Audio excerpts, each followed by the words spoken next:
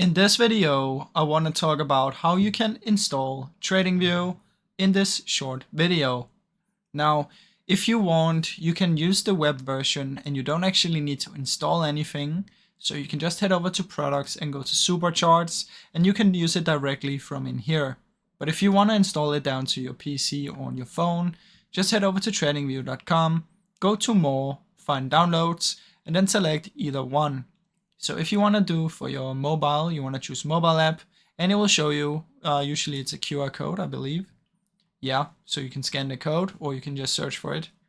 Or if we come back here for the desktop app, you just want to select if you're using Windows, Mac, or Linux, select the one and it will be a simple installer. So just press it and launch it and it's going to download itself.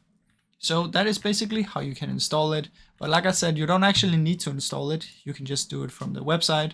But if you prefer to install it, then you can simply do that.